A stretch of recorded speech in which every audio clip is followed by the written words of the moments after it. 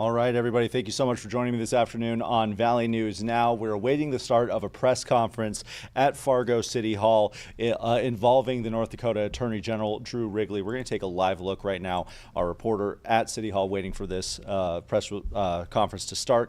It was set to start around 1:30 with Drew Wrigley and other law enforcement leaders speaking at this press conference. As soon as that begins, we'll obviously take you to that in full screen. Now, what exactly is this about?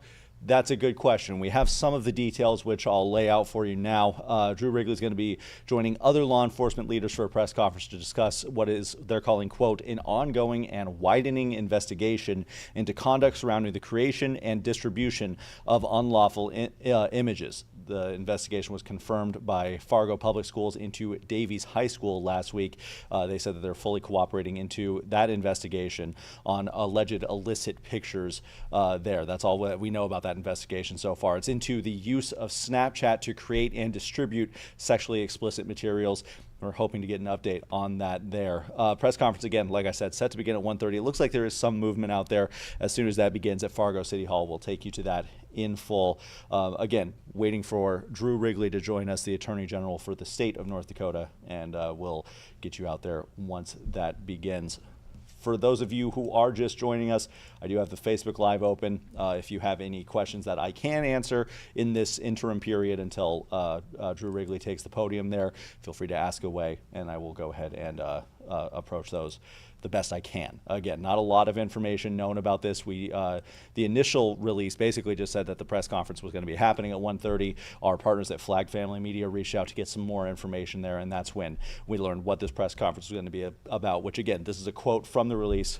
This press conference is going to be a discussion on an ongoing and widening investigation into conduct surrounding the creation and distribution of unlawful images, something that's come up quite a bit in our area here. Most recently, we learned that Davies High School students at Davies were being investigated after there was an alleged use of Snapchat to create and distribute sexually explicit materials. We haven't been able to get very much more information on that investigation at Davies High School. Again, a lot of sensitive material there with it being at a high school involving juveniles there. So again, there's a look at Fargo City Hall as we await. It looks like they're approaching. Yeah, we're going to go ahead and take this live right now.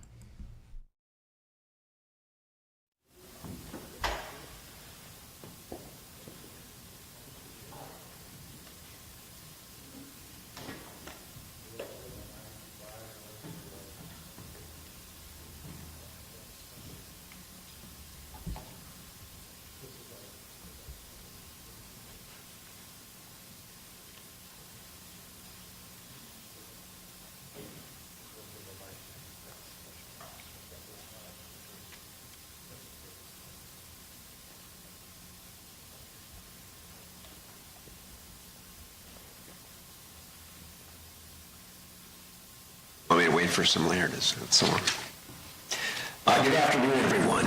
Thanks for coming down here. I want to start by thanking the City of Fargo for accommodating us here with the room.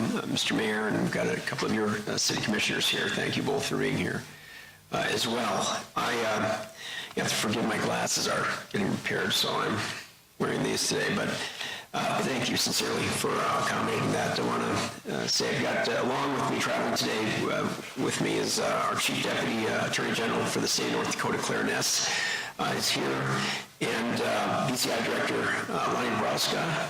Lonnie's around here someplace, and a bunch of his henchmen and women from the BCI. We're glad that you're all here. Thank you for being here with us. Cass County Sheriff Jesse Johnner.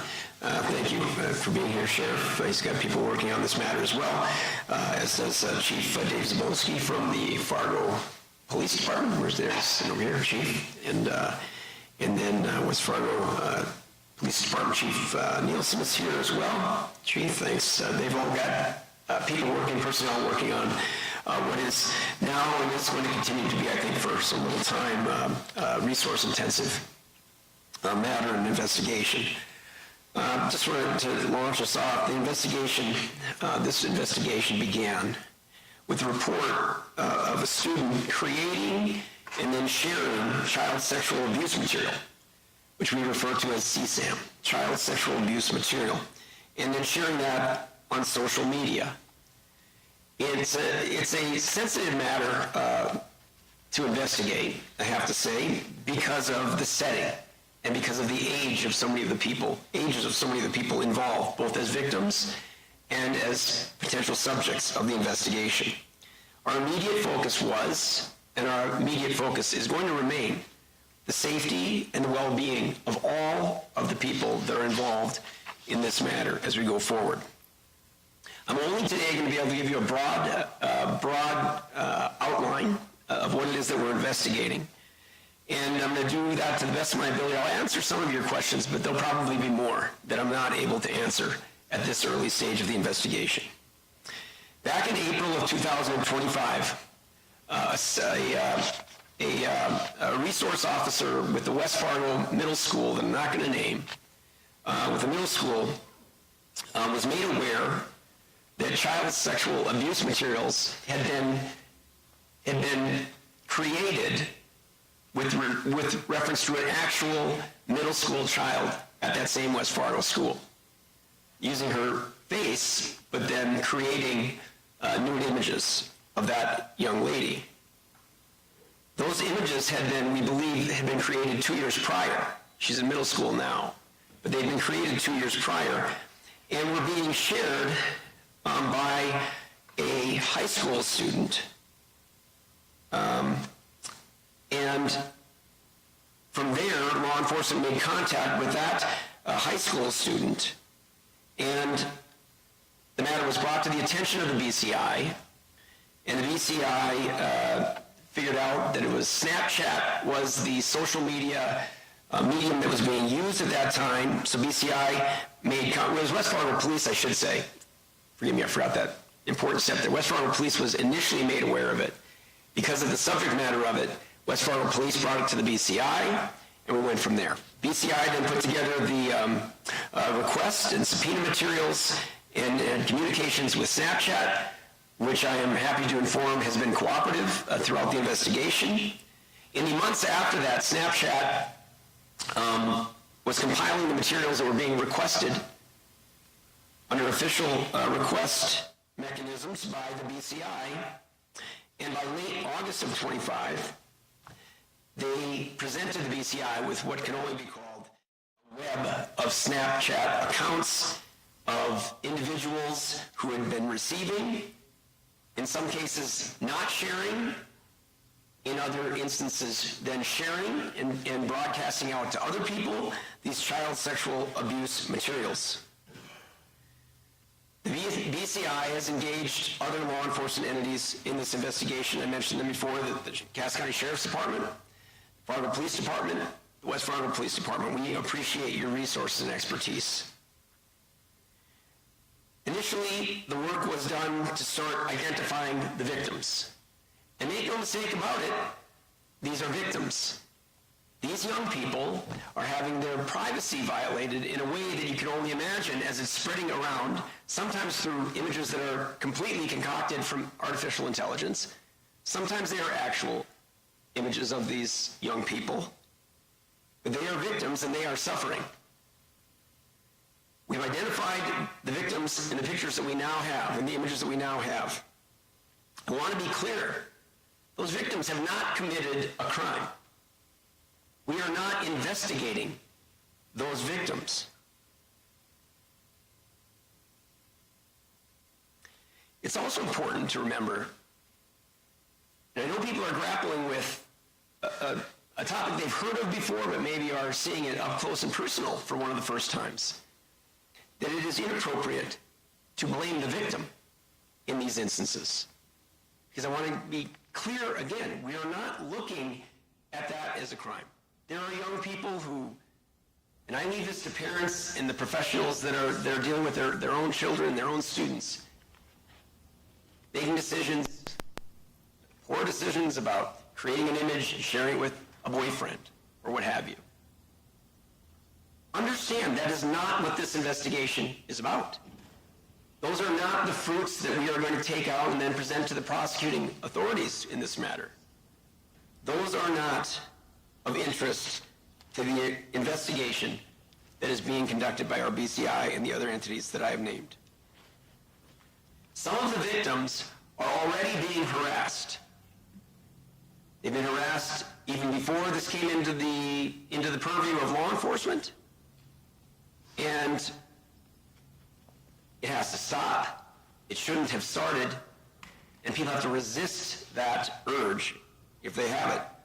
Search warrants were secured in recent days and weeks, and it was on September 22nd that the BCI and associated law enforcement entities executed the first of those search warrants on 24 phones. 24 phones that they were led to by the electronic trail from the initial victim up through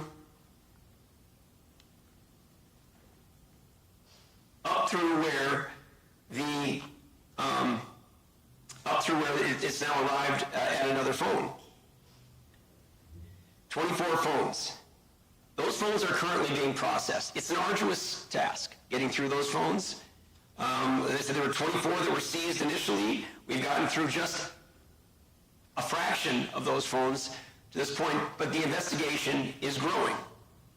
It's significant when you have that many electronic devices to begin with and that many people potentially involved, and it is growing beyond that. Yesterday, pursuant to another warrant secured by the BCI, a search warrant was executed on 30 additional phones, of which 20 some were brought into custody, taken into law enforcement custody. The parents of each of these subjects of these have been contacted by law enforcement as we go along. Due to the sensitive ages and nature, the parents are contacted, and there have been no interviews yet of subject of these investigations, just with the parents.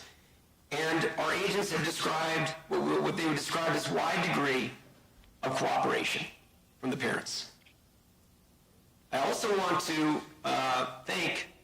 share with you what has been termed the significant cooperation and assistance and collaboration of school administrators at Davies and by your superintendent, Mr. Steiner, is deeply, deeply appreciated for two reasons. One, because it's a very significant legal matter that's being investigated. And two, it informs our judgment about how best to proceed in a very delicate environment of a school full of young kids, the vast majority of whom aren't seen to have any involvement in this matter whatsoever. So I want to thank everyone for that cooperation. That includes a vast wide array of the parents. And we want to encourage others to conduct themselves in the same way. As I said, the investigation is being led by our BCI in conjunction with the Sheriff's Department and Fargo and West Fargo Police Departments. We are being methodical about this. We're being as swift as we can under the circumstances. As I said, we're being aware and respectful that we are in an education environment where education needs to be taking place, where there are delicate mental health issues to be dealt with in this matter, where there is now, in the wake of all of these revelations, there is tremendous anxiety. We're sensitive to that, and we appreciate the school officials and others who are helping us have eyes on how to proceed. I want to stress again that we're focused keenly on those who encourage the creation, the distribution, sharing of either AI-created or actual photos of victims, and that those victims are very real. Significant numbers of victims, as I said, have been identified. They and their parents have all been spoken to. There have been students who have had to change schools as a result of harassment from this. There are students who are undergoing significant counseling needs as a result of all of this. So we're going to work closely going forward. The schools, as I mentioned, have been involved. The administrators, the teachers, the SROs, the counselors, the parents and the legal guardians, victim services professionals. We're going to maintain, as is our duty, we're going to maintain the integrity of the evidence that we secure. We're going to maintain the integrity of our investigation, which is into the violations of both state and federal laws that clearly apply to some of the conduct that has already come into our view.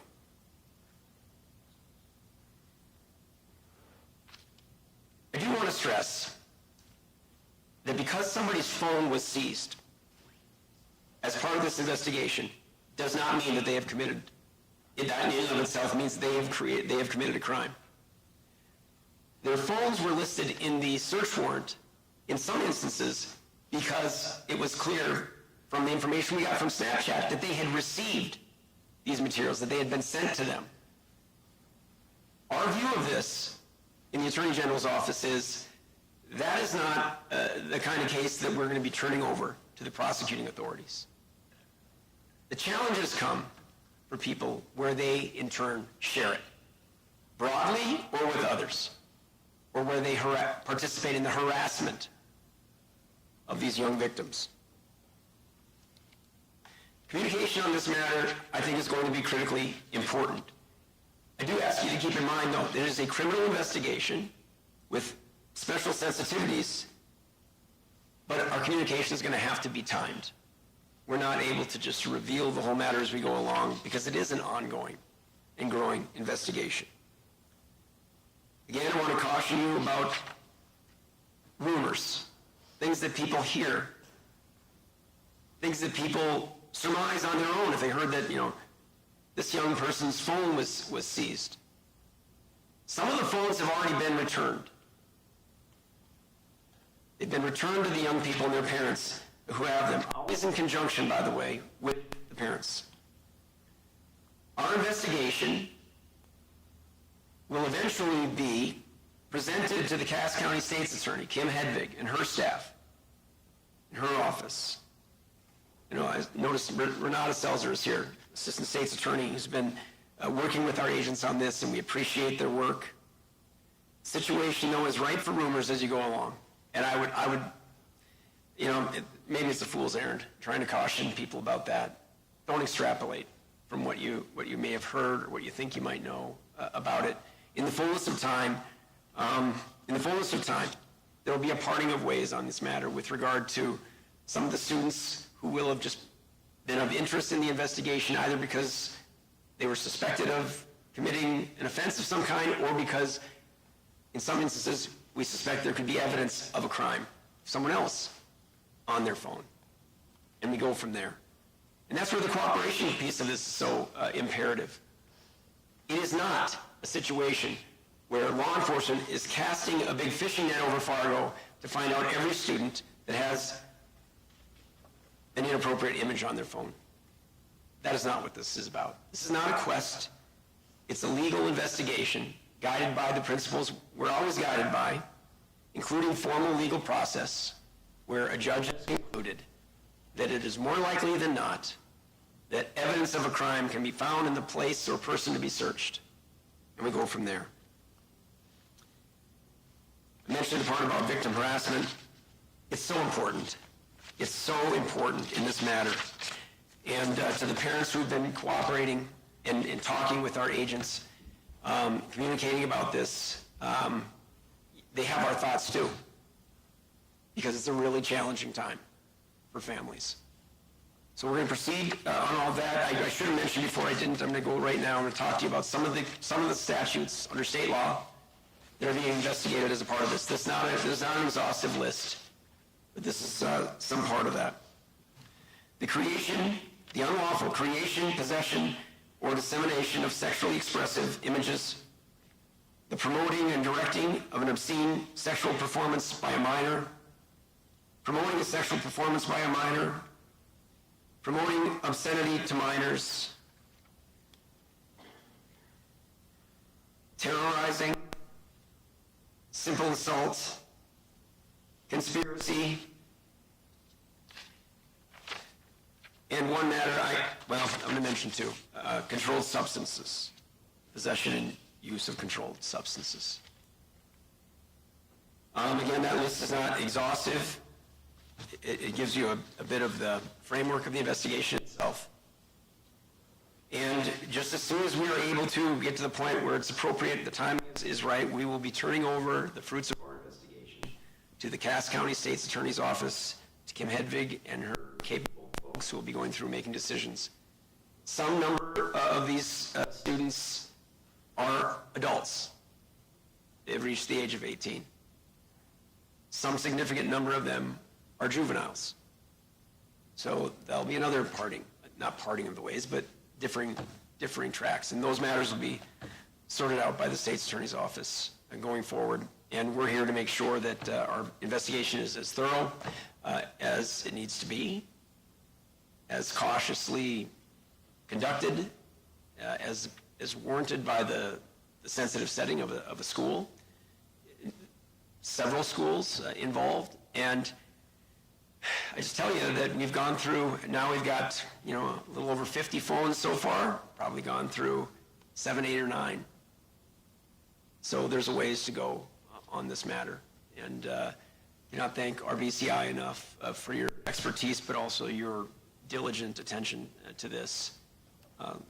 We know that you're working around the clock to make sure that the things move forward in as expeditious a fashion as we can responsibly make it move forward. With that, I'll take any questions that you have, and if I can't answer it, I just can't today, but in the fullness of time, this will all be shared. Mr. Attorney General, why is your office involved? Wouldn't this be a Fargo PD, West Fargo PD, Yeah. Cass County, Fargo PD, Cass County case prosecuted in Cass County? Why is your office speaking on on behalf of this? To the issue, we have statewide jurisdiction, obviously. We have agents all over. We have multiple agents here in Cass County. The biggest part of that is it began with West Fargo, where the SRO, of course, brought it to the police department in West Fargo. And then, based on the subject, it's a subject matter thing. And we've got multiple forensic investigators with the expertise. They investigate these for federal court, state court, all over. So it's subject matter, but also, we also have the physical jurisdiction over here. But it came to us, and we appreciate West Fargo Police not just bringing it to us and dropping it off, by the way, continuing to work on the matter, utilizing and leveraging the expertise of the VCI investigators.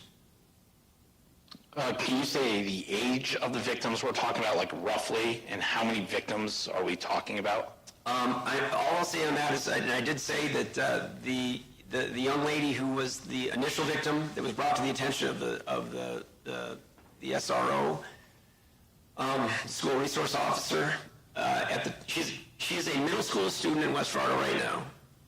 Just going to leave it at that. But she was 2 years younger than that when the image was initially created and then started to be shared. Is that the only victim, though? No, I'm sorry. Your other question was how many victims? Right. There are many. There are several, and I don't have the exact number for you. No. Are all the involved parties in this, you said there's some adults, but are all of them students? All these are current or former students? Can you talk about that?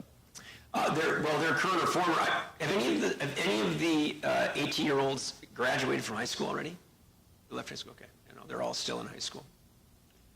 All of them? At Davies? I'm not going to, the focus has been over there because that's where the investigation led, but I'm going to leave it at that for now. I'm not going to compartmentalize and say that it's just going to be Davies. From what you know so far, could any of these charges be moved to the federal level? They could be, yes. There are applicable federal statutes.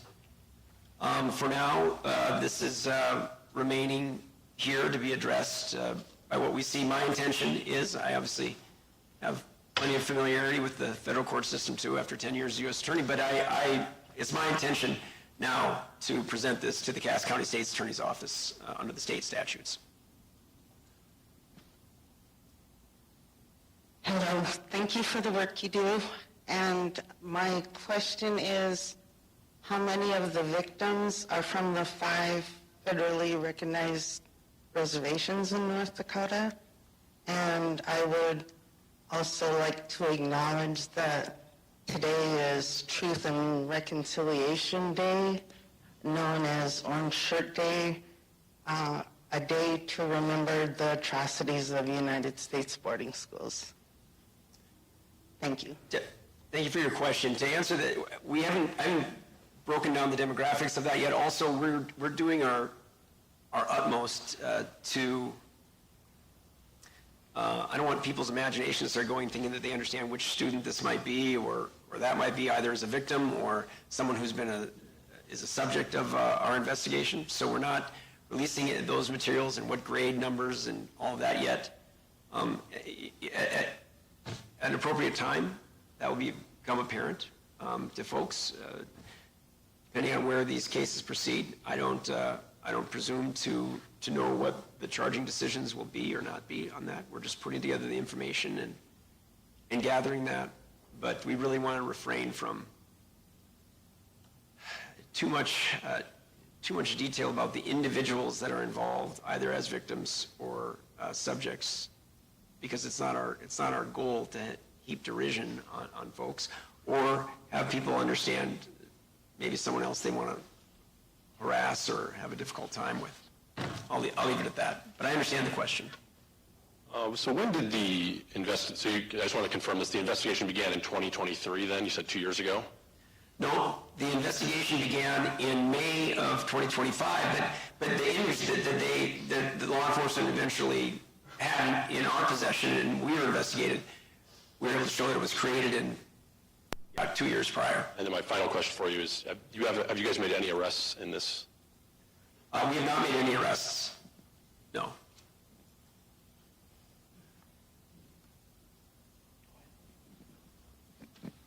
Two questions here. So is AI involved in some of these images, and what's kind of your message to parents then about the dangers of AI in this situation? Yeah, I mean, it's the reality. It's like the dangers of thunderstorms, right? They're real, and it's there, and it's not going away. And so, yes, AI was used in a great number of the images that we've already found. As I told you, we've only made it through a fraction of these phones that have now been taken into custody pursuant to the search warrants. And the images, I mean, it's the reality. I tell people all the time, I think anybody who's in public life should just be ready. I mean, this is life. People are doing this. They don't like someone else in their corporation, or they're mad at somebody, and they go out there, they can make images, they can do it tomorrow. The difference is, Commissioner Turnberg and I, we've got a platform. We can address that if somebody pulls a stunt like that. These kids don't have that platform. And they're feeling pretty isolated and alone. And you can about imagine in the school setting. So to the folks, I mean, I'm blessed. I'm a father of 3. I understand the challenges of this. Just having your kids in the school, let alone whether they're touched immediately directly by this or not, it's very, very challenging and stressful. And it sparks a lot of conversations, including between me and my youngest child, who's 17. Last night, I think a lot of conversations are going on because, these tools exist, and yes, they can be used for nefarious purpose, and they are being used for that, and people need to understand there's nothing funny about it. It is illegal. It is illegal. It is detectable, and when it gets into the hands of law enforcement, we have the responsibility to pursue it.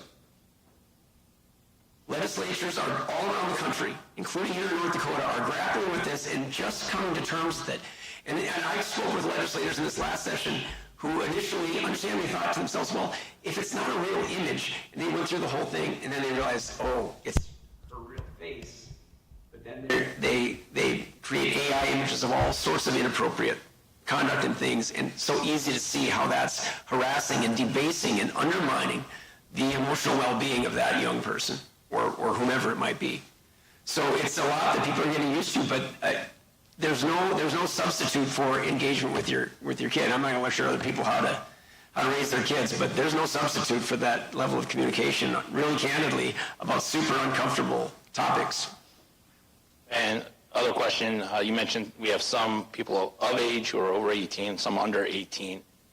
If some are charged as juvenile with some of these sex offenses, are juveniles required to sometimes register as a sex offender, or is that just adults if they're convicted? Renata, I'd let you answer. Are there some provisions where a juvenile does have to, yeah, I think.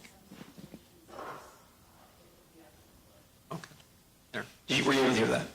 Yeah, it's situational. But, yeah, I haven't prosecuted juvenile cases here in North Dakota personally, but even so, whatever the circumstance that might be, it's when people learn of the images and what's being shared and I would say how people are being victimized, they realize there's nothing remotely humorous about it, and they'll understand why our state legislature and legislatures all across this country have made these materials illegal, and why they have made the artificial creation of these materials illegal. And law enforcement is stepping up to the plate to ensure that those provisions are enforced because they're important. So I have two questions. One, I know you said that you mentioned that there's been over 70 phones that have been investigated. Now, Over 50. Over 50 phones have been investigated. Do we know if this is just from one school? Is there multiple schools that are being investigated with students with this shared images, or we don't know? Well, the schools, not to parse words, the schools aren't being investigated. The schools are being applauded, frankly, because they're doing a really good job of engaging with us on this and helping us ensure that the young people involved are being cared for. And so there are more schools involved than Fargo Davies, but that has been the focus. That's where most of the students, but there are other schools involved. I'll just leave it at that for now. In the fullest of time, this will become aware. But as you can imagine, what we know now, we know after going into, a small number, a fifth of the phones so far, and we have substantial information involving a number of young people. Matters like this have a way of blossoming, not withering. Right. But I still want to caution people. Anyone who imagines that we're now out there now just kind of going on a goose chase, let's see what we can find about the young people in this community. This is a great community. I'm around young people, my kiddos and their friends, and they're not perfect by any stretch. That's not what I'm saying, but let's not get to a place where we, go too broadly with that, and we're not either. We're focused on serious criminal conduct of a subgroup of students, even within one school, just a small number relative to the size of that school. It's a very significant matter, but it's going to be constrained just by that, by the unlawful acts of some. That's what will keep us going down the path as the evidence leads us.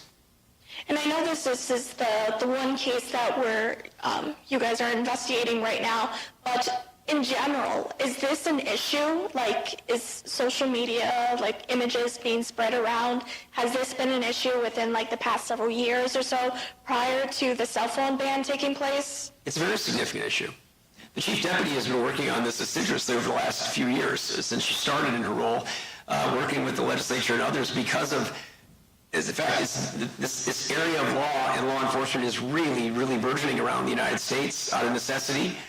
These great tools, right? These phones, these great tools for so much good can be turned quite easily to nefarious purpose also, and it's happening somewhat too routinely. And I think as you look at this, we're talking about so far predominantly one school with over 50 phones seized as a result of how quickly this sort of thing metastasizes. It doesn't take much to hit send to whatever size group you want. And when they get those images, each one of those young people had to make a decision. Did they want it to stop with them, or did they want to continue to spread it to others? That's an important choice. There are young people making that choice today.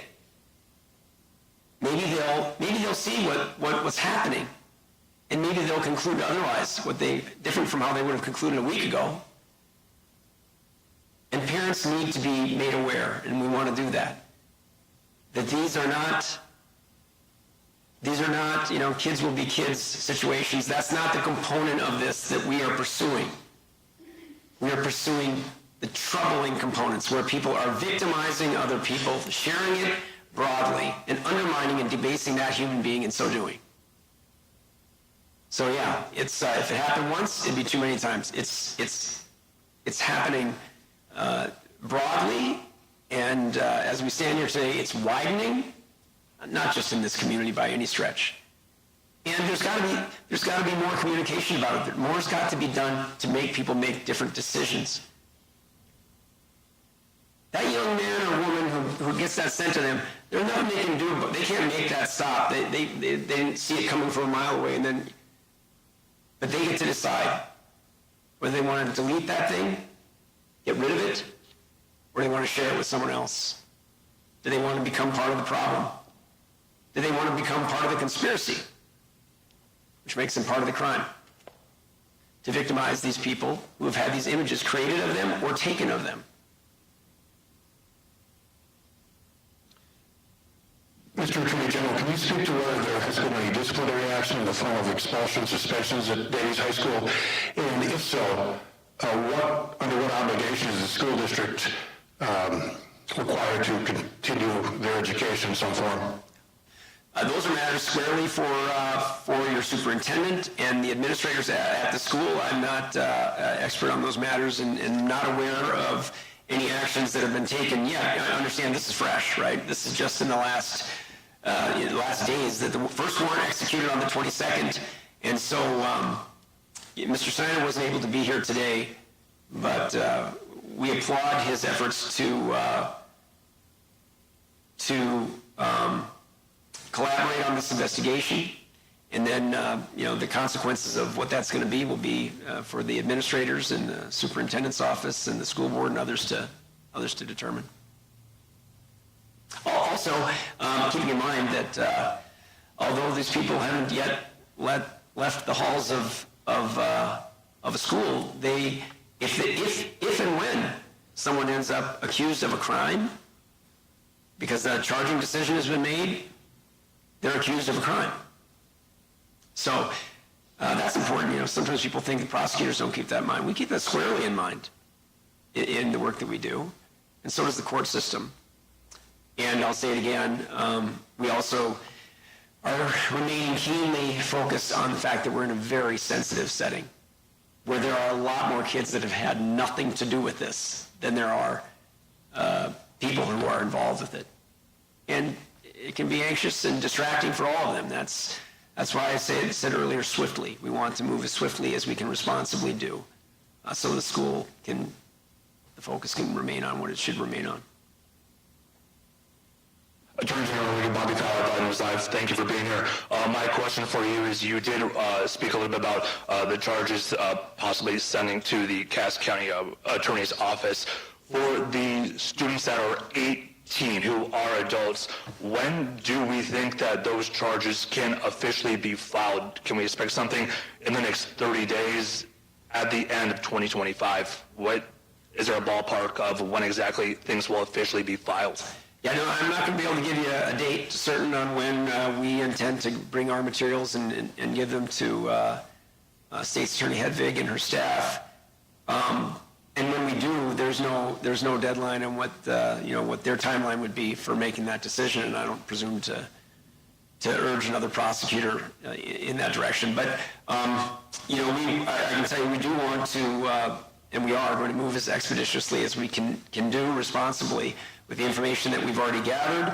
And you don't let perfect be the enemy of, you don't get them all together and then bring them all at once. As we make decisions going along about what we're going to be presenting over there to the State's Attorney's Office, we're going to do that. So it won't be one fell swoop, though. Investigations, these are individual people, so investigations proceed at different rates, And there could be something happening off of one phone that it's just that one, and that has 3 new avenues for investigation that will slow that one down in particular. You just don't know. I mean, I could sit here and pontificate all day about all the different avenues, but we're pursuing the appropriate avenues, and at the same time, no one should imagine that we're just sitting around with these phones saying, oh gosh, I don't like the sound of that text, or I don't like the look of that picture, what else can we do? Nobody is looking to jam up young people, to use one of their phrases, or anything else. We're looking to address serious criminal conduct for individual people. This is an individualized thing. And I told you it's a few of the phones have already been returned. That decision's already been made, that person's conduct, although their phone was appropriately seized because it did have these images that had been sent to it, in conjunction with the discussions with those parents and the assessment of the phones themselves, it was determined by our agents in conjunction with the Cass County State's Attorney's Office, and we thank Ms. Selzer for her guidance of our agents in that regard. The phones were returned. So that will be the result sometimes too. I have one kind of clarifying question. I just want to make sure I ask. We're talking about, you started, it was an investigation into one image of one student that was discovered to be 2 years old that may or may not have been manipulated by AI. During that investigation, we have found more images of other students that may have been victimized? Several other students, yes. Okay. Several other students of varying ages, some AI generated, some not, but where AI generated, to be clear, we've identified the victim, the young woman in each of those instances who was depicted in the AI image. Face remains intact, and then they concoct some inappropriate image attached to that individual, which of course in reality is not, but it's a difficult circumstance for that person, for sure. Any other questions? Yeah, just another clarifying off hers. Yeah. So there's more than one victim, because you just said there's one image AI generated that's been shared. So That started the investigation, yeah. That was the entry point to the investigation. Okay. And then after proceeding to the point where our agents could present some materials to Snapchat, then Snapchat spent a couple of months. It was May through the end of August, right? Compiling information, compliance, and that was, they got the whole tree. I know everybody's thinks like, oh, it's deleted or it's gone. It's not gone. We got it through the legal process, and it webbed out. And then you identify the phones that have these materials on it with the information you got back from Snapchat or whomever. And now it goes, it's like branches of a tree, right? So they're all out. It's all on these phones. Well, then when you go to those phones, and the BCI agents take them and they hook them up to the right equipment, and it's like opening up a drawer, and you see the images that are there, and you can detect whether images were shared with others. Were they shared with others, or did that person delete the image? Or maybe just keep it on their phone, whatever. I mean, the circumstances are going to be there, but it's an electronic footprint, and it can't be erased. So yeah, we end up from that entry point of that one image that gets reported to the school resource officer who's dealing with a young person who's being harassed. Go to the West Fargo police, and then it just blossomed from there as we got to Snapchat and got the information. So now we've got multiple victims right here in this community. And then the second question is, speaking of Snapchat, I know there was a case here recently in Cass County where the warrant wasn't served on Snapchat fast enough. That stuff disappears. Did the AI-generated images, though, help because those footprints were still there to help maybe solidify your case? You understand what I'm asking? You're so far above my understanding of those matters. I know we have people here who can talk to you afterward and answer that question, but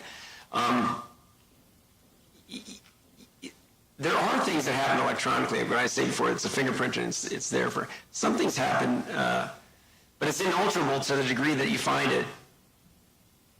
That's true. I mean, you find the image is what it is. And we'll see what happens as we continue to go through those phones. There's phones as we speak. They're being evaluated and downloaded and accessed.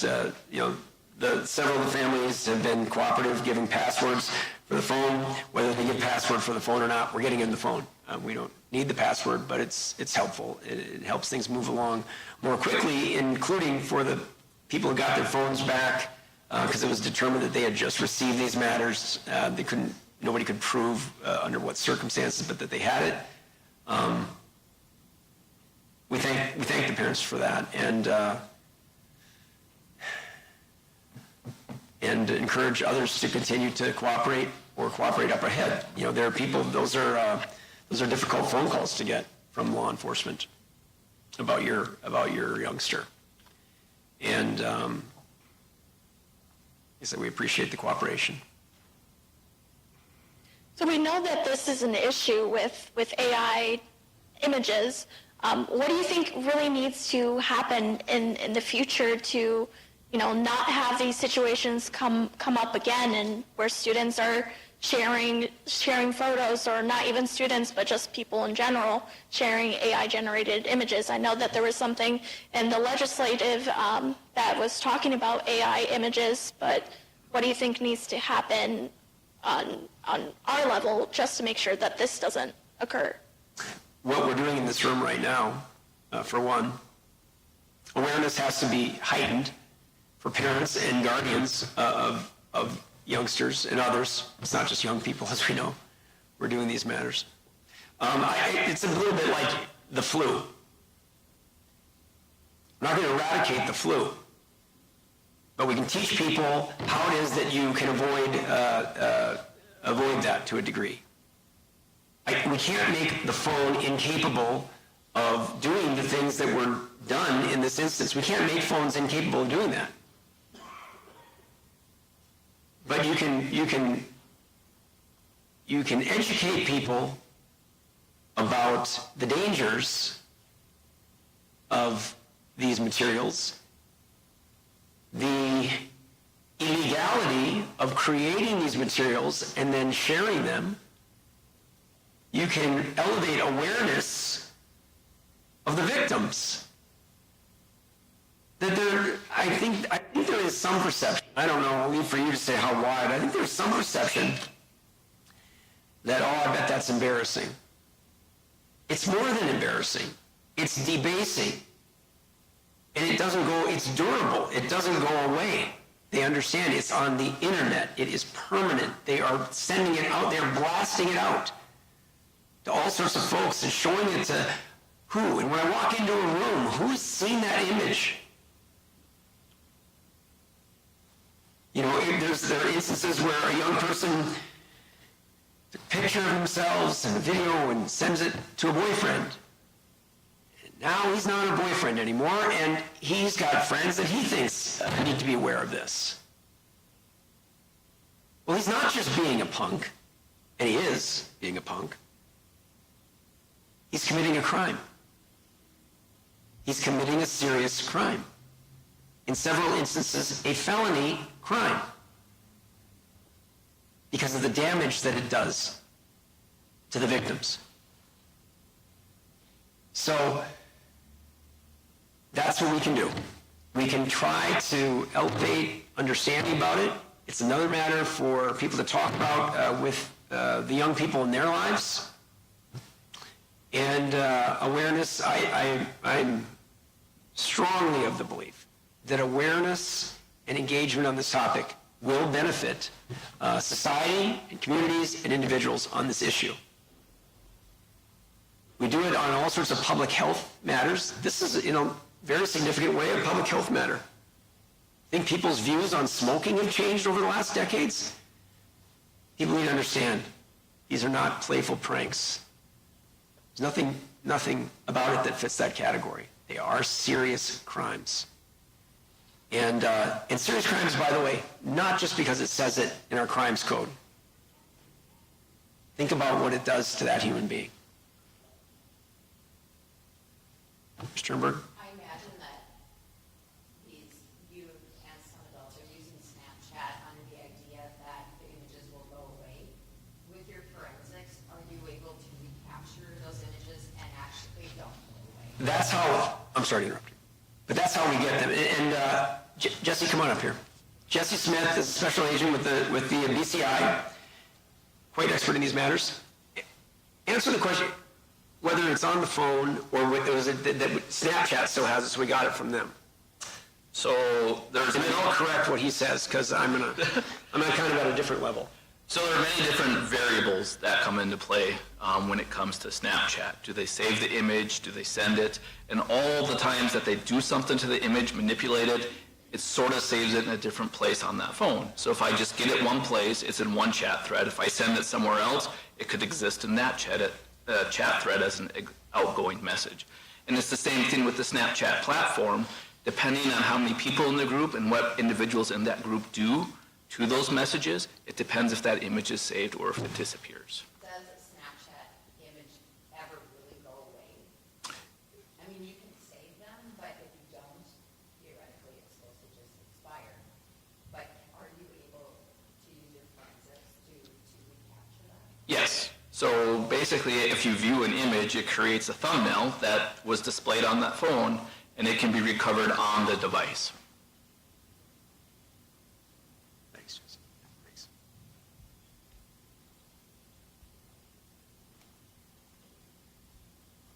Jesse and then Special Agent Christy Solberg have been working a lot on this in the last days, and several other people at the BCI. Jim Shaw, seen behind them, is overseeing their efforts. He taught me everything I need to know on this in the last days, but now we appreciate that. There's a lot of folks. What would you say the number was? We have 13 folks working on this, just in our, a lot of people just working on it at BCI. Really trying to, again, respect the fact that it's a matter that needs to move through to completion and presentation to the state's attorney. All right. Anything else? Thanks very much. I appreciate the questions.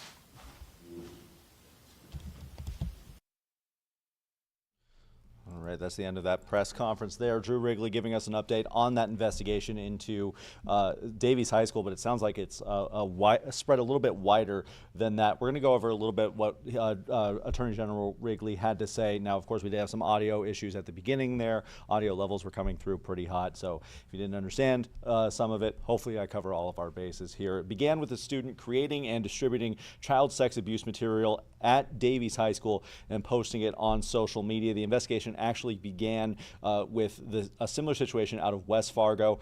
People allegedly made images, students I should say, allegedly made images by using a female student's face from years earlier, before she was in middle school even, and then creating inappropriate images that was then being shared by a high school student. AI was used in a number of the images already found, and the investigation has spread to more students. Have found several instances now with several students, some images made with AI and some not. Attorney General Wrigley calling it a serious criminal conduct by a subsect of students there. Work has been done to start identifying the victims, and Attorney General Wrigley did mention a couple of times that some students have been harassed who are victims of this, even mentioning that there was a victim that had to change schools because they were being harassed about this, just emphasizing once again that they are indeed victims in this case. They are not being investigated, and Drew Wrigley saying that the harassment of those students needs to stop.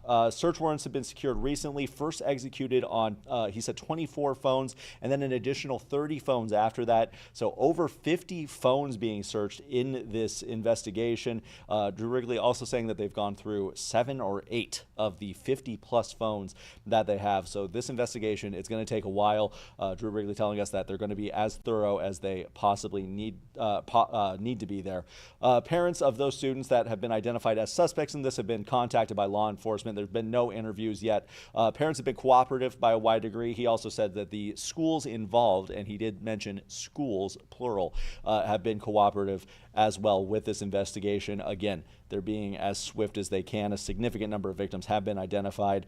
The investigation will eventually, when this is all done, be sent to the Cass County State's Attorney, and we see where we go from there. I did want to mention before I get out of the way here, Attorney General Drew Wrigley saying what statutes under state law that these could violate, and it's multiple: creation or possession of child sex abuse materials, promoting or directing sexual performance by a minor, promoting sexual performance by a minor, promoting obscenity by a minor. He even mentioned terrorizing, simple assault, conspiracy, and in one case, controlled substances. Again, they've only gone through 7 or 8 of the 50-plus phones that they've gotten in search warrants through this investigation. Charges could move to the federal level in some of these cases. He said that is a possibility. Again, we don't know how likely any of this is going.